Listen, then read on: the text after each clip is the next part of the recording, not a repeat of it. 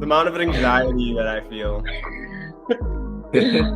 A good anxiety. It's like before a hockey game. I feel that, like you're about ready to perform. You know that it's coming. Dude, it's alright to be anxious. It's alright to have butterflies. You'd be lying if you said you didn't have them right now.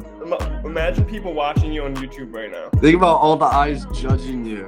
We don't gotta know everything about them. That's the whole point. Let's just ask questions. Yeah. Flow with the conversation. If you start to talk and like you guys need to like jump in and be like blah blah blah blah blah. Like if I'm fucking up. If he's late, I'm giving him shit. I'm saying, hey, you're fucking late. What's good? What's good, guys? Oh, it's the whole party, it's the whole gang in here. I love that. Good to see you guys, man. Thank you for having me. Good to see you too. Thanks for hopping on. Who we got here? I'm young Nicholas. I'm Jack. And I'm Luke. This is the first Jamify podcast. So welcome. You're the first guest. We're honored to have you. Honored to be here, for real. Honored to be here. So where are you from? Where'd you grow up? I was born and raised in East London. And that's currently where I'm at. I spent the morning at my parents' place because yesterday was one of them rough ones in a good way. I usually live in the suburb just outside London. But yeah, I was raised out here, man. Raised out here. Proud to say it's like the home of UK grime and that sound. So a good place to grow up. I'm grateful for my roots. Yeah. So I saw in one of your songs, you said that you played 4 sports. What sports did you play growing up? So ultimate frisbee was the main sport I played at uni. That's cool. It eventually got cool in the UK, but I love that. But racket sports always been my thing, man. Racket sports, big time. Tennis, squash, badminton. That's me. You asked because I'm guessing you're into sports then. Yeah, we're all play hockey players. That's how we met. We played on the same hockey team. Like field or ice? Ice hockey. Wait, where are you guys at? We're from Michigan, but I'm in Florida right now. And we're out of Grand Rapids right now, Michigan. So yeah, we're a little ways away. I'm originally from California, but I met the two of them when I moved to Michigan in high school. Fire. And there's ice in Michigan, yeah? Everywhere, more than you'd like. It's cold. Okay. So you grew up in East London. Yeah. What is that like? What is it like over there? What is it like? Have you been to America? A lot. I've been once to America. Yeah, I've been once for a wedding. I've got family out in Maryland. Okay, that's cool. What is living in East London like? Yeah. Well, it's changed a lot, man. It's changed a lot since I've been alive here. I'm 27 years old, so it's been through a few eras. You know, we've moved around from place to place here, so we've seen it kind of blow up and become gentrified. You know, I've seen it be originally a place that was just like small businesses, like local migrants and, like laborers working on building sites. And then the Olympics came through in 2012 in Stratford. And then from there, it's like, it's the cool place to go now. Yeah. It's the cool place to be. And there's coffee shops and people with interesting, expensive looking haircuts everywhere. So it's changed a hell of a lot. But like my personal experience growing up, I went to a school which was like, out of 120 kids in my year group, in my class, like 105 were like from migrant families. And, it's all parts of the world, mainly Asia. And so that colored a lot of my experience growing up.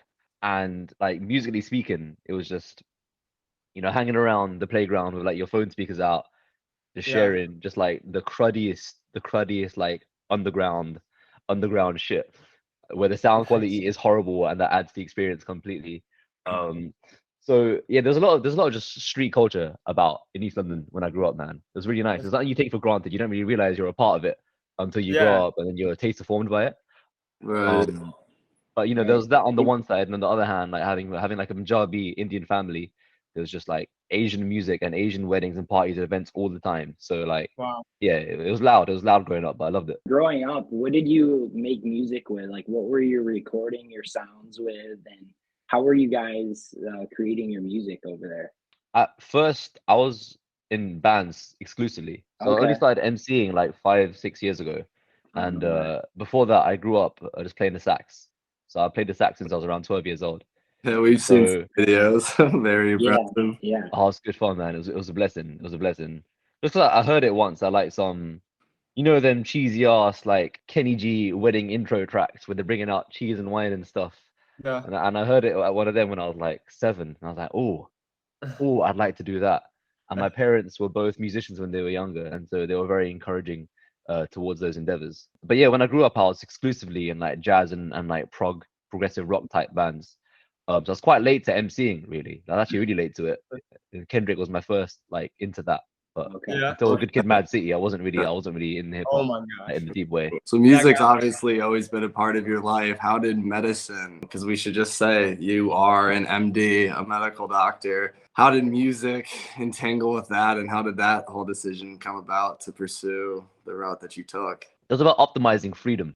Ooh, You okay. know, there were two paths that were interesting to me in life.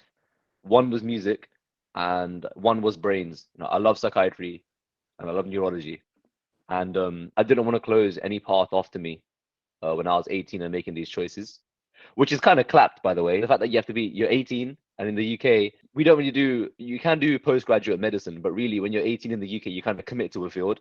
And it's like, Yeah. what can you do when you're 18? You can barely tie your own shoelaces, and then they got you here Right. making like life-defining decisions. But when I was 18, I didn't want to close anything off to myself, and essentially, I thought I could do music seriously alongside being a doctor. I can't do music and then also just qualify as a doctor, and I want to experience both, and then Yeah. balance them. And also, like I was never under the impression, like just given the kind of music that I loved, I never wanted to be in a position where I'd have to do like commercial stuff or like follow a trend to be free. I always want to make Yeah. what I can, and so I find that creatively super freeing. The fact that I can just kind of get my paycheck, work part time, and use that to make anything I want to without answering to people is amazing, especially now, because I think Right. the avenues to monetize whatever you create, no matter what it is. I think this is the generation whereby that becomes the norm. We have less reason need to pander to like a trend. You can literally just do your own super niche thing and Yeah. create your following who's into that super niche thing. And the world's huge and the internet is huge. So no matter how specific it is, you'll find enough people to support you. And so yeah, I quite like the timing of it in that sense. It's time for niche artists, man. It's time for like the age of the creatives, as Blockbot have been saying. Yeah, and that's cool that you don't have to rely on music to make a living, right? How does having like an income affect your music making ability? Yeah, it's a good question. You know what? It's a double-edged sword. It is. Okay. So the good side of it is that yeah, you can come at the mic with no expectations. Yeah. There's no pressure on you of what you need to Exactly. do. You might go like a month or whatever, how long, without writing anything that really sticks or feels like it's something that you can put out. And that's not like, a massive failure in the sense of, oh shit, how am I gonna feed my family now? And that's really freeing. Also, you can just take loads of time to hone in on really particular skills. So at the moment, I'm just trying to like shed and internalize a sense of like Indian classical musical like cadence in my Okay. vocals. Not like a super obvious kind of thing, but I want the way my voice trails off and like says certain syllables.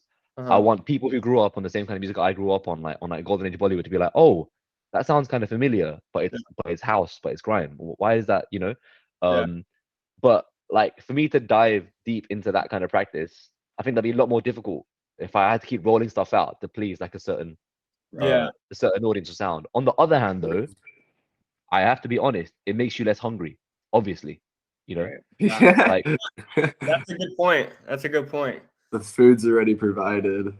Exactly. It's like exactly. sometimes limitation can kind of help the creative juices flow. Like if you have like a deadline or you need to put something out, like that can kind of push you to create. Whether like, on other times when you don't have that, you're kind of, it's on you and you kind of have to create that hunger for yourself. So Absolutely. like that's a Create balance. that hunger for yourself is exactly what my focus is. That's awesome. Self-empowerment. Honestly, you know what helps, man? You know what really helps? What? This helps. So I got recently married. Yeah. Oh, congratulations. Congratulations. Thank you. Appreciate that. So that was in December. And like to me, marriage has always been about knowing when you want to have kids and that kind of thing. And so now that I'm Right. thinking about that aspect of my life, there is a deadline. And Right. I know there's a certain point I want to be at Yeah. that I want my kids to see. And I know I want them to eat off of music as opposed to medicine of its own. And Yeah. so, over the past 6 months or so, there's been a real high sense of urgency. Okay. So you can carve that for yourself. but you need to make sure it's there, because when you're creative, as you guys know, like Yeah. no one's on your back. Yeah. No one's on your back, and no Yeah. one's waiting there for your music, you know. So With your music that you aim to create, I read your article on conscious rap. Is that the genre that you would say your music falls into, or is that where you're like heavily inspired from, or is that something you see on the streets of London? Because I know that there's a whole underground music scene that's been coming up from the UK. So is that something? Is that like specifically with conscious rap, or what are you seeing in that area? that's an interesting. All right, so what are we calling conscious rap? Like, when I say conscious rap, like, sure, you get your pure socio-political commentary kind of stuff. But what I have always loved in hip hop, and it's the reason why Good Kid, Mad City was my first entrance into the genre in a deep way, is because the consciousness is told through characters. It's just told through scenarios and settings, you know, and not necessarily without judgment. You hear Keisha's story or something like that, or you hear the opening of Good Kid, Mad City, and the socioeconomic situation is painted to you by details in the environment. He's not necessarily saying like, oh yeah, this happened and then this happened and they voted for him and this was bad. It's more like, here's a conversation I had with someone and here's how they behaved, and then you infer from that that there's like a socio-political kind of rumbling and underbelly. That's the kind of conscious rap I truly love and aspire to make. You know, like I think people have a habit of calling J. Cole preachy, because he takes on, like, you know, a more like directly conscious standpoint. Right. In the UK, we have do you know Akala? I don't. No, He's- I do not. He's like the social kind of commentary rapper par excellence in the UK, and it's very direct. Like, he's straight up spitting to you, and it's like there's data. There's data in the man bars. There's like percentages and like election results and shit and historical facts. And I'm like, you know, that's the kind of thing that I'll listen to like every now and then and be like, yo, and like information going into my mind and it's sick. Yeah. But like, if I just wanna like that kind of music doesn't get into my bones, you know. Yeah. Whereas like, if you're just hearing stories and you're wafting in and out of these scenarios, that to me is like, that's the kind of conscious music I aspire to make. Yeah. I was gonna ask you guys, like, so you guys are all. I see Nick just always posting like mad varieties of music. So you guys are clearly like music lovers first and foremost. Right. I'm actually a musician, producer myself. Nico and I took off to California. Hey, don't forget me in that situation. At first, give me a second. At first. I was there too. No, Root came with us. Nico and I first took off, and we ended up finding an art gallery in Little Ethiopia in Los Angeles, and we just started kind of trying to figure out like our lane, and we're trying. You just wanted to make a song, right? like, Right.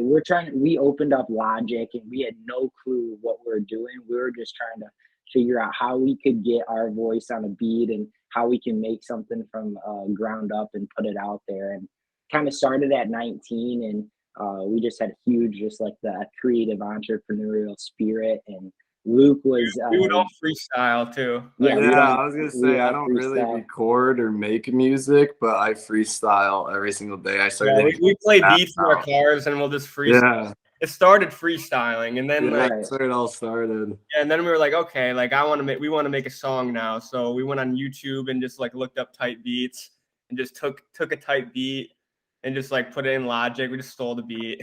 Right. And Right. then as rest, we were like, we want to figure this out. So we learned how to make beats.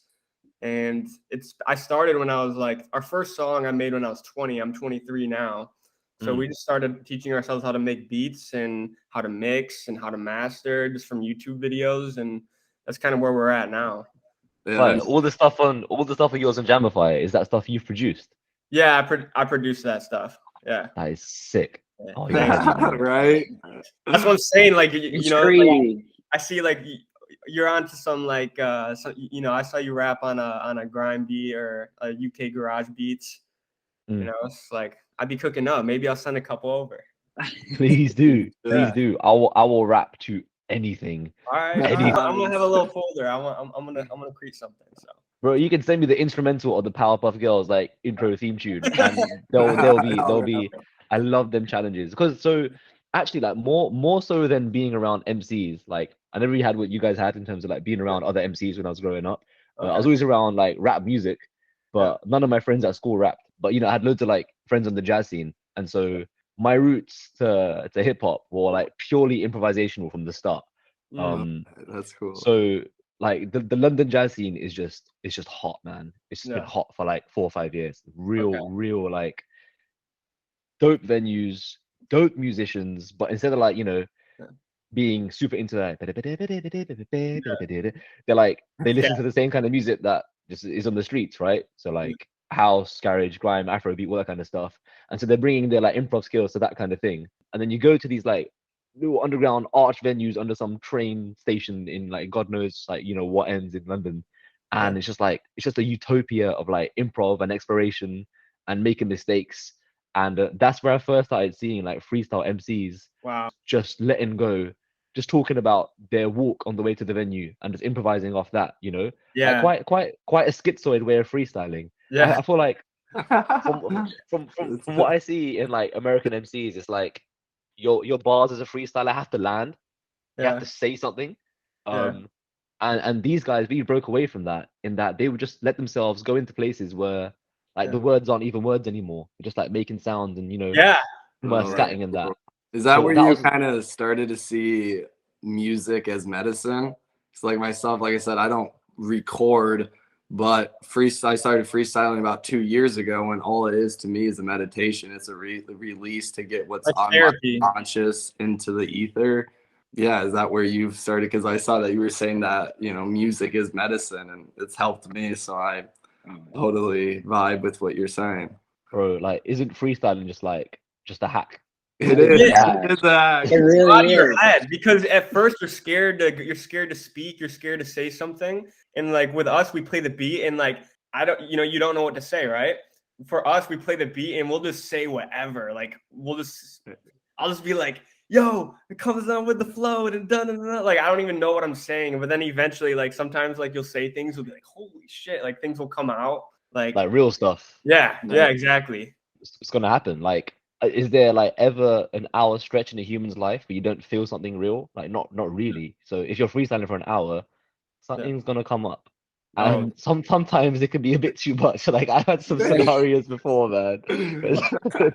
I'll never forget this. There was this one guy that I was at his crib like for a studio session, and then we step outside to the garden and we're chilling, and we're like, "Yo, let me put one of your beats up," and let's freestyle to it. And then he jumps into it like super enthusiastically, right? He's like, yo, I'm on the beat and I'm sick, and I'm telling you, man, I'm glad that I left that chick. And then he just breaks into like just like 3 bars of just untold heartbreak, and I was like, oh, this is why you gotta be careful sometimes. This is why you gotta be careful. Freestyling be like that, like definitely for me, man. Like when you're at that point where your thoughts aren't making sense, and like you're in like an emotional like downwave or something, and it feels like there's chaos in there. Just having a rhyme to structure what you're feeling and thinking. Man, it was the most helpful thing. It was the most helpful thing. Like changed my life, man, forever. Maybe one day we'll all have a beat on and we'll all be freestyling. Hey, at the Jamify headquarters. That'd be cool. That'd be a cool like podcast to have. Like that would be. Like, all right, let's just shake some things off. Whatever. That's a very cool idea. Freestyle NFT sessions, minted sessions, NFT. Love that. So, long form video. You say you want to see a world where fans can be rewarded for their ears being early to an artist, and I just want to, because I want to get into how you see Bitcoin technology being a tool for your music plan. I just want to get your perspective on that. What do you think about the utility of NFTs and music in general? Good question. It's pretty limitless. Yeah. It's limited right now by restrictions in the infrastructure, but as we've seen in Jamify, that can change very, very, very quick when a space in the market is seen. It's hella exciting. And so recently, it depends what week you ask me, like what I'm thinking about on the topic. Recently, I've been thinking about like it's kind of I'm not going to complain about it, because more people are making a living off music now than ever before, and that's amazing. So it's positive, the trajectory is positive. But also, I think it's so suboptimal that to be a musician that's eating off your music, you spend the most of your time not making music, right? That's insane to me. you literally like you can have the best tracks in the world, but if you don't got the right video edits or thumbnails, Yeah. like they're not really going to be heard, and that's a problem a lot of my friends in the scene go through at the moment. They're like absurdly talented, but they have Yeah. no desire and no soul, no desire and no interest in Yeah. like mastering those other like TikToky type skills, Yeah. because they just practice with their hearts completely and they're just completely authentic in their art. If it interests them, they do it. If it doesn't, it won't. And maybe that's not how the world of work should work, but I think the world can move more towards that space. And I think Yeah. NFTs are a path to do that. Just let the musicians make music, and the way to do that is by aligning incentives. So at the moment, to be successful and blow up, you have to align with an algorithm. That's just not Okay. optimal at all. With NFTs, you can align yourself with other people, which is much cleaner, much tidier. Good way to say So that. 100%, man. It's like at the moment, like your fan base will share your art because they love sharing music, and that's Yeah. powerful and amazing in and of itself. But I have so few ways to reward that. I have so few ways to reward that, and all the ways that are out there are saturated already, because there's so few of them, and everyone's already using them with every single post. Like really, really, what can you do? So you go on Instagram, you say you've dropped a track. If you share it, you share other people's reposts. Yeah. Maybe one of them gets like a gig ticket or something, and that's the limit of your interaction with them. Whereas in NFT land, for them sharing it, you can drop them this ticket to the unknown, and then it can become anything. It can become Yeah. anything. Like it can become a raffle ticket. It can become an airdrop. Yeah. It can become a lifetime VIP pass. A concert ticket. It's like, Right. oh, if I buy 5 of your NFTs, then you get a chance to get airdropped a physical vinyl. Yeah, I like that idea. I do. I see that as pure creativity. So that's cool. That's cool to see what you're doing with that. Backing off NFT talk. So I went ahead and purchased one of your deep tokens. Ooh, Yeah, congrats. you want to tell us about that? Yeah, man. So it's a good time to own one deep token because everyone that owns one I'm is gonna have to very buy more shortly. after this interview. Bless up, bless up. Everyone that owns one is gonna get an airdrop of my next EP. So that's gonna be Everybody. fun. It's gonna be, hey, buddy. Hey, you got bars?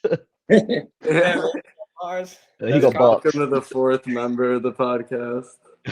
Love that. Legend. Yeah, Deep was essentially a way for me to like deepen that alignment of incentives, you know?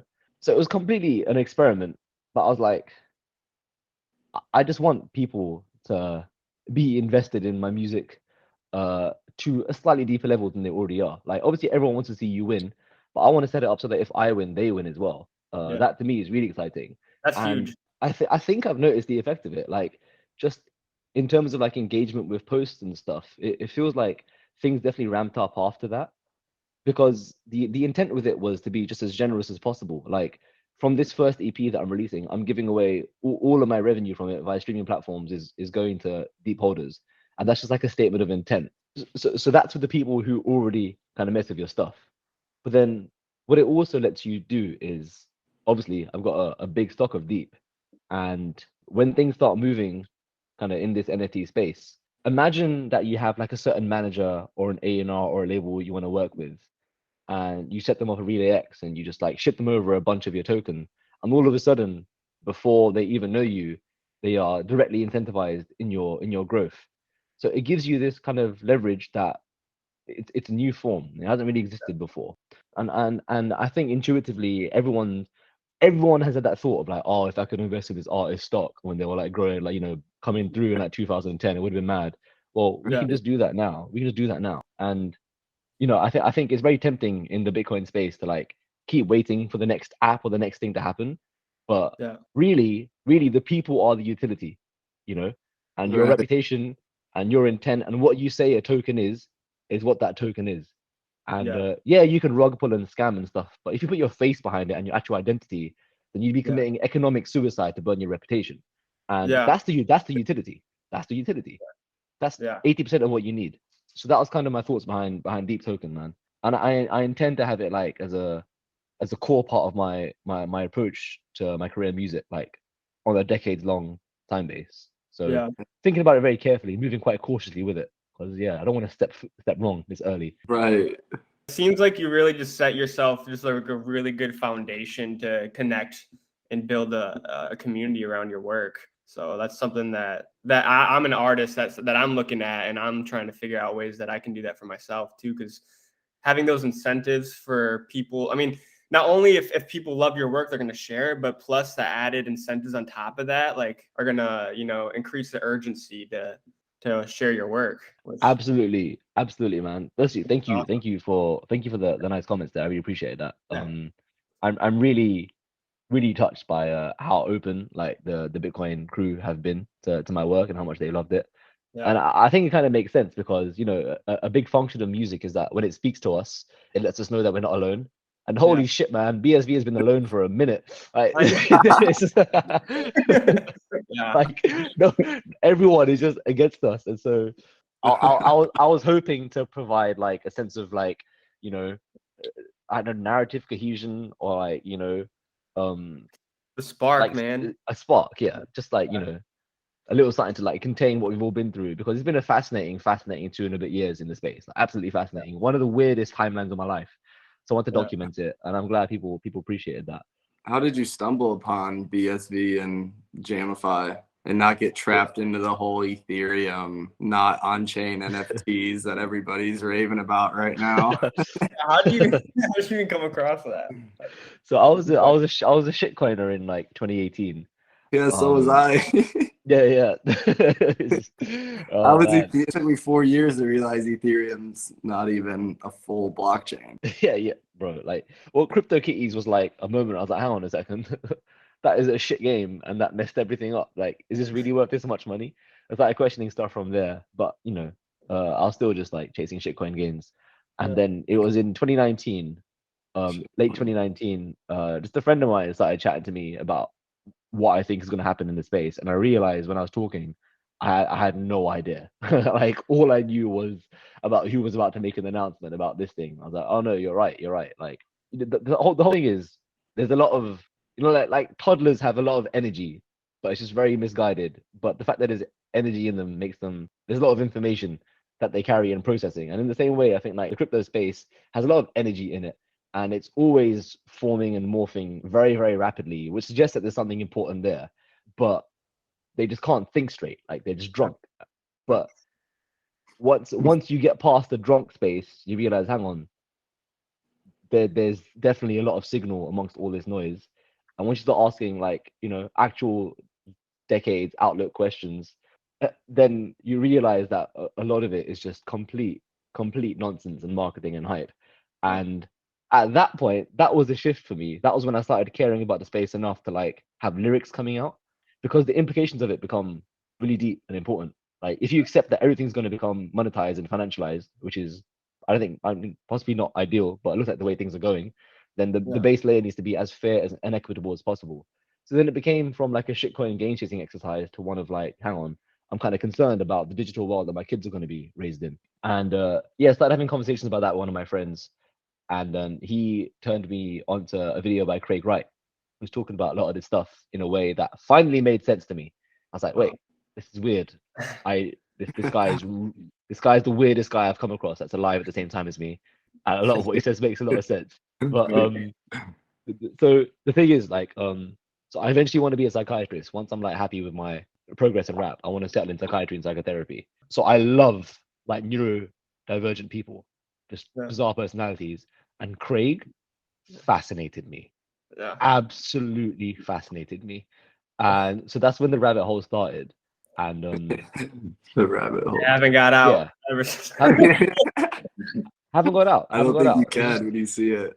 You really can't. Deep rabbit hole. It's a beautiful one. I've learned a lot from being in it. A hell of a lot. And then I was fortunate to get asked to audition for Bitcoin's Got Talent in summer of last year. Did a cover of DNA by Kendrick Lamar. I called it BSV. And then that's kind of how Frames reached out to me a few months after that. And then we started chatting hip hop and hopped on Discord and sent each other like demo tracks and stuff. And then he showed me what he's working on behind the scenes, and I was like, it's all true. Because what was insane about what's insane about Jamify is that it really utilizes the fact that, okay, not a lot of Bitcoin is built open. There's still a lot of closed gardens in the space, and like people just trying to be the dominant protocol, and everyone wants to do it their way. But James just plugged into Relay X at the existing marketplace, and so he was so Frames even, he was able to build up Jamify in like over the course of 4 days. I saw obscene amounts of improvements in the app, and I was like, oh, so it really is like that. So the idea in Bitcoin is that everyone's trying to compete. When you win, you never win for too long, because someone sees your idea and they can iterate it and improve it really quickly, because things are meant to be built in the open. I'd never seen anyone building behind the scenes. I never saw the backside of things. And then he showed me it, and I was like, oh my god. So that's how it works. Like, so if his idea becomes profitable, someone's gonna see it and straight away like snipe it and try to get better. So like what Craig was talking about was it's kind of working in that sense. Like, it is perfect competition, and we've never had that. We've never seen that. We've had the same way of doing things in the same apps for like what 9-8 years now, despite the fact that everyone is unsatisfied. There's been no change in them. And then over the course of a week, I saw this guy develop an app which completely changed my horizons of what is possible. And I was like, when that starts happening in loads of industries outside of this context of like 1,000 people in like a pseudo cult, there's going to be untold levels of change, Yeah. But yeah, that's how Fraves reached out to me, just talking about hip hop. He showed me the back end. I got super excited. Then I doubled down, because since I saw that process, I became more confident that all you need to do to prepare for a Bitcoinized world is get very good at what you do. Because once the builders start coming, the opportunities to monetize and have real control of your community and how your music is commoditized, options will be more and more available. Like, I come across people all the time now who just fall into like, oh yeah, I used to be a lawyer, but then I started going to the gym, and now I'm a full-time like fitness influencer. I see this more and more, and this is on a layer of apps which suck. Imagine when those apps are good and can handle money well. It's Right. Yeah. Right. When money's moved between the apps, that's huge. I feel like this whole space is like giving people the opportunity to establish themselves as a business and to create with integrity and ownership, and not be so quick to, maybe give some of that ownership up to a label or to a distributor, know. I mean, that's what record labels want, is they want to own your masters, and then they tell the artist, the only way to make money touring and selling merchandise. But meanwhile, they're owning your masters. So it's like, I like to see like the money to be made in music is owning and selling music. With what Jamify and what blockchain allows you to do is just take back your rights. So I see like the power going back into the artist's hands, and all creatives too. Eventually we'll go to video creators too. Right. Well, you think about like Instagram and things like that. Like you don't own your content, your videos, your pictures. You hop on Twitch now. Yeah, 100%, man. As an example of that, like my wife is Russian. Okay. So unfortunate series of events recently. Like, so amongst her generation of like Russians, there's a lot of kind of frustration and like shame about how things have been conducted. But just the individual stories that I hear from her colleagues, there were people that just relied on Instagram as their source of income. Tons of influencers, all them ads, all that community building just kind of gone down the drain. Of course, they had like other like apps and platforms that were Russian native as well that they could lean back on, and plenty of people obviously had good email lists and things of that nature that could be there as well. But that is like, for many people, that was the spine of their online career. That was the fundamental. Yeah. And just gone in an instant. That shouldn't be a threat, and that's a threat that faces all of us, but no one really confronts and talks about. I mean, I censored the president of the United States while he was the president. Yeah. So what makes you think that you're off the hook? Like, right. You step once and you're cancelled, right? It's kind of crazy.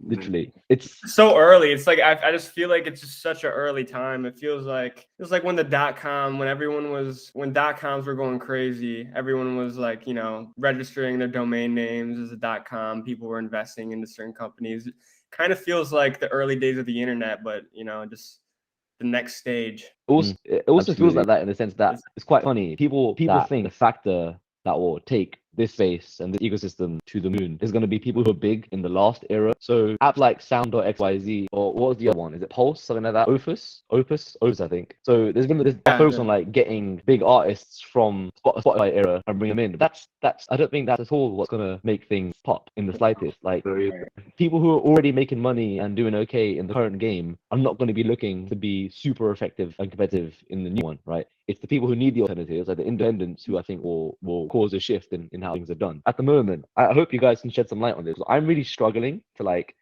get my scene and my community of artists on board until I have some really long conversations, because as soon as you mention the idea of like NFTs or micropayments or financialization of all aspects of your music, I get a lot of resistance, because there's this conflict in that Bitcoin is hyper capitalist and then artists tend not to be. I think it's just a balance of, you know, because you got a lot of artists, you know, they just want to focus 100% on the music. But if like, I feel like if you're an independent artist, you should start looking at yourself like a business.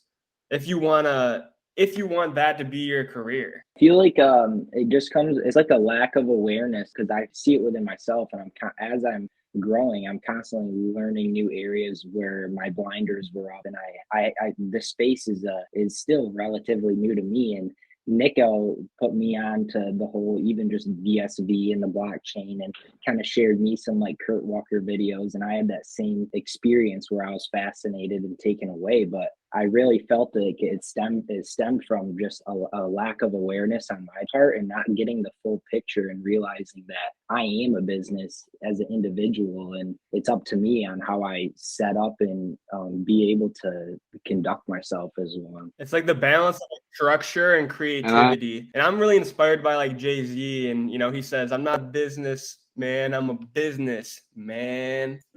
Like that inspired me. And then I just like, I hear Kanye West when I'm just growing up, and he talks about how, you know, artists should look at themselves as businesses, and that just kind of got the wheels in my mind turning. But like you have a point where it's like, when you over financialize your work, that kind of, it drains the life out of your art sometimes, where like, you know, I think it's just like you got to find that balance. With NFTs and blockchain right now, we're at such the baby stages, like we're learning how to crawl. And most people, it's human nature, they resist change, even though the only constant is change.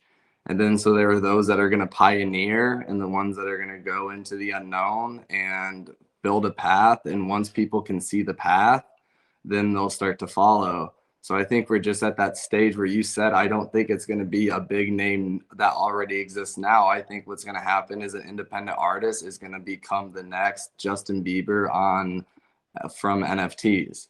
And then they're going to be like the first ones that really just shed a light on a new way of ownership, a new way of distribution, and a new way of connecting with their audience in a way that a bunch of other people will then finally be like, oh, let me try this out. Or because blockchain is kind of a complicated concept, and it's very simple, but yet there's a lot of moving parts to it.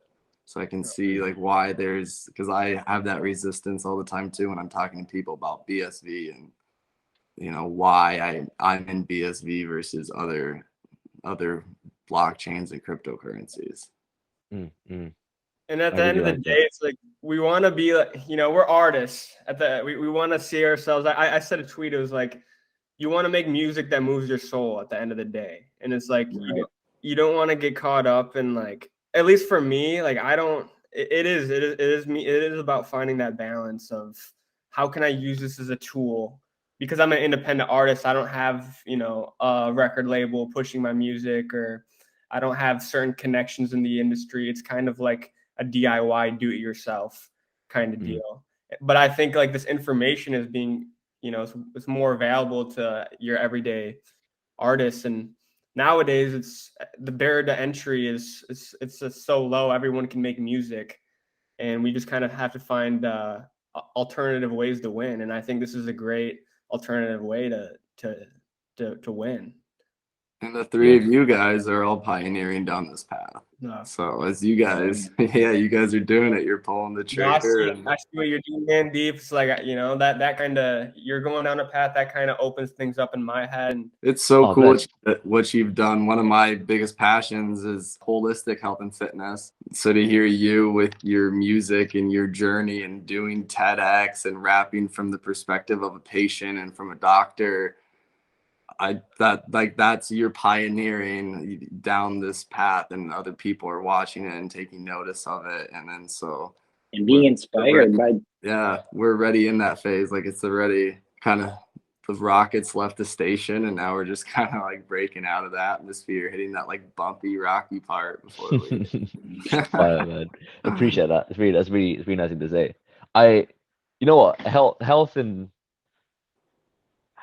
freedom are like, there's no freedom if there's no health, right? Right. And Amen. I think so. Just reflecting on this process of like the Bitcoin EP specifically with the vinyls. So 7-track album. If you own 5 of the NFTs, you get the vinyl for free, which is like a gift, because by buying the NFTs, you funded the minting of the printing of the vinyl. Printing vinyl is very hard for independent artists right now. It's like often quite a stressful thing, and most of my friends who are printed vinyl, they do it under a distributor or a label who takes like a 40% cut or something mad, but then also takes all the risk. This has been the healthiest vinyl printing experience ever, because from the first NFT, the demand was proven. People wanted music about this space, and so that covered the costs for the vinyl. And then from then, it's like, okay, I guess I'm just going to make the best music I can because I know these people want it. And it took all that stress away of like thinking about like losses or like, oh, are people going to even care? Because yeah, once the audience, once your community puts the money where the mouth is, you know they care. So yeah, all those concerns and anxieties you have as an artist kind of went away. And the process of writing that album, even though it was a complete commodity from the start, was mhm, just very free flowing, you know, and it felt like it was wanted from the start. That's one really powerful aspect of NFTs. The fact that you can pre-fund stuff and test the demand before you spend months making it to make sure your worth is going to be valued by your community. Oh my That's, God, man. wow, Like, that's game changer. game changing. Oh my Game God. changer. Like we've seen it with oh yeah, shouts out to those guys, the Block Pod creative guys. shout out to them. So excited. Have you guys seen their thing? I'm Yeah, unfamiliar. You're gonna have to send it our way. I'm curious now. I'm Cool. writing it down. Cool. They're just like a upcoming NFT marketplace on BSV, trying to fill in, a gap in the market that they perceived, because I guess Relay X is an amazing platform, an amazing team, but slightly suboptimal for like creative work, and they want to fill in that Right. gap. We've run into some issues. you know. And so they raised something like 13K, 12K dollars just by minting 100 of these NFTs, 99 of these NFTs, that give you like, exclusive access and perks and airdrops once their marketplace is finished.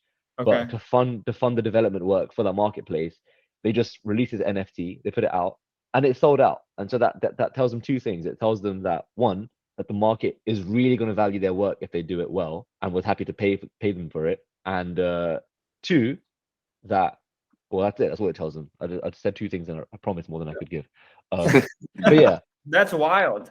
It is. That's crazy how you can that's such a, see, like that's an alternative way to win. Like you're Yeah. able to test your idea, and people, you get support, and then that funds the idea. It's kind of like making everyone involved, which is 100%, really 100%. awesome. I think it's like your audience kind of like becomes that label and kind of like what funds everything. It's cool to see that. It's like you no longer really, it takes out like that advance becomes like just like your supporters anyway. Like that's so cool. It's like that with artists and like, just ideas, even like startups.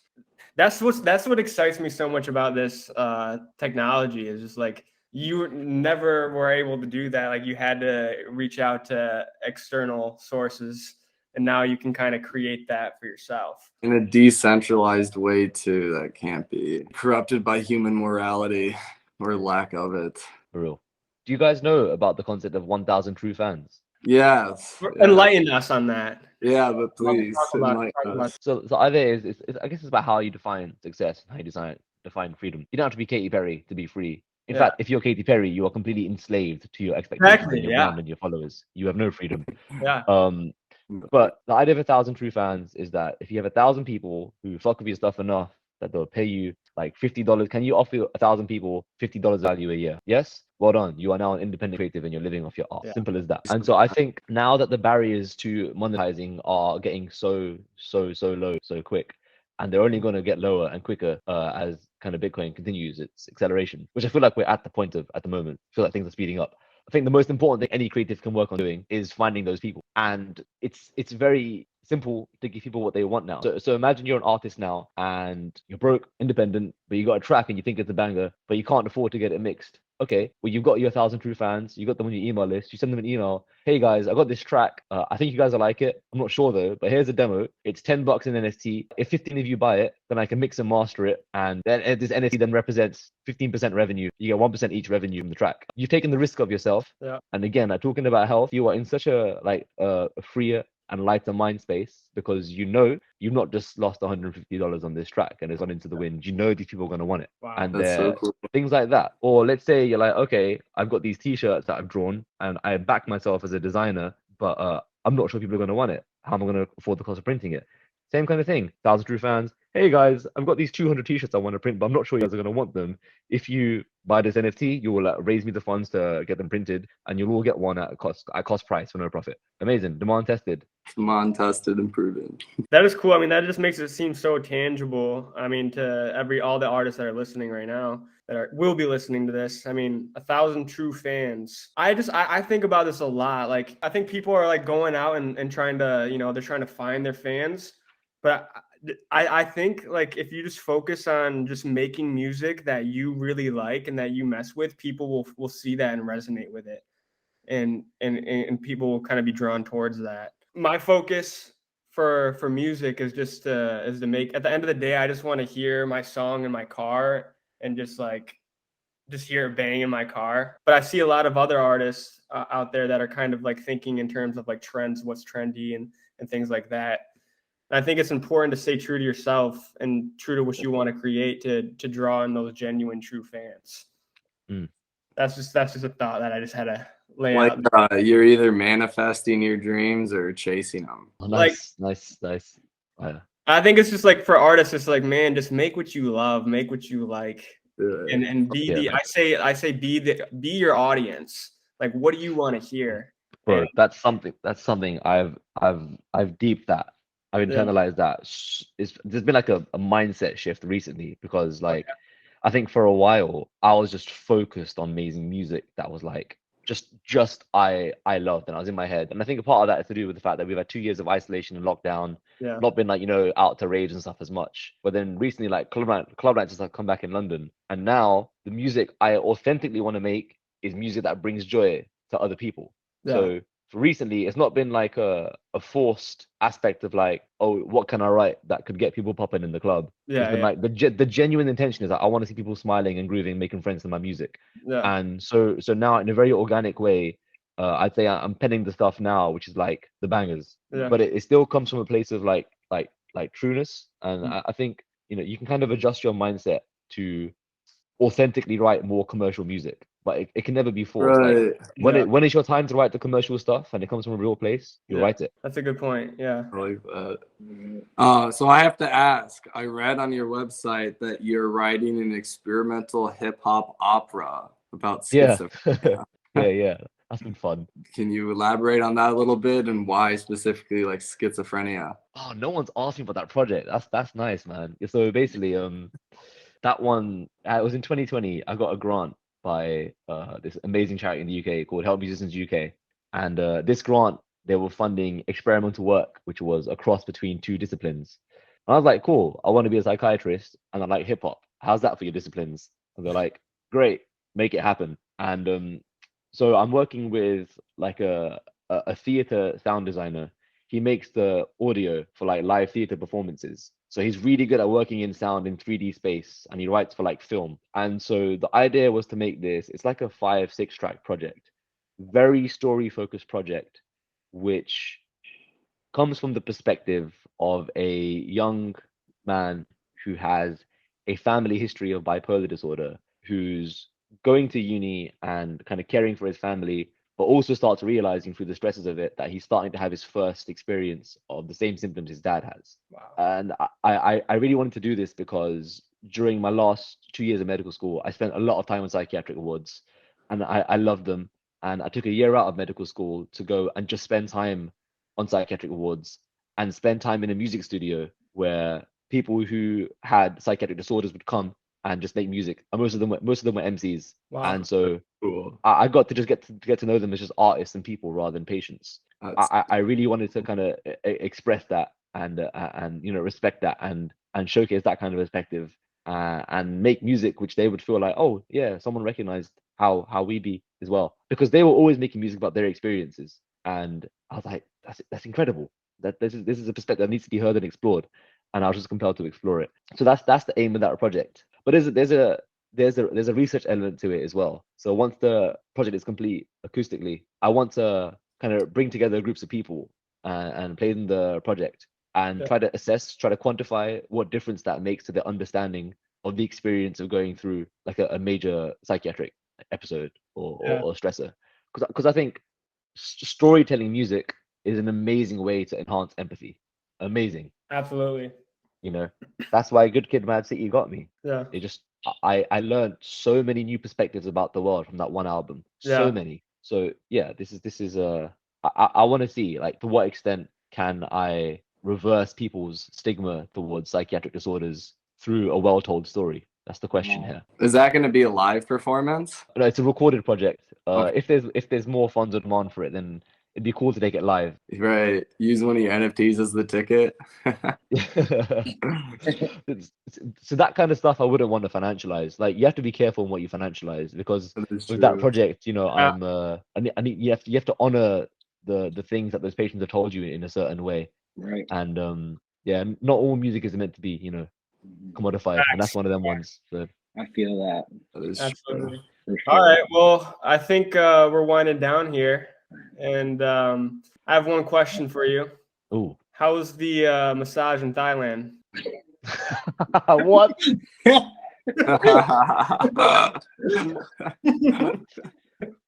You've been in the archives, man.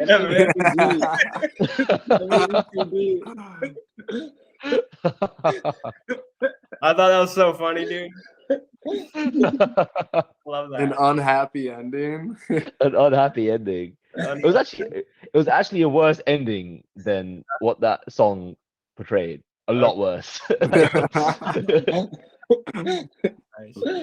Yeah, but that's funny as hell, man. It was a good massage though until then. Well, thank you for hopping on with us. Yeah, thank you for taking your time. Appreciate it. Thank you, all, man. No, I had a lot thoroughly of fun. enjoyed the conversation.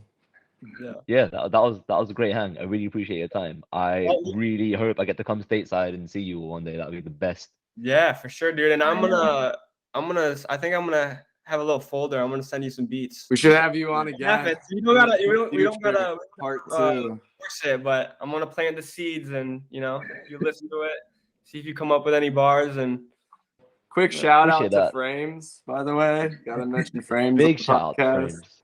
Shout out to Frames. Shout out to Frames. All right, boys. All right, well, we're signing off. Thank you so much, Mandeep. Have a beautiful day. Thank you. Bless up, guys. Thank you very much. Appreciate it.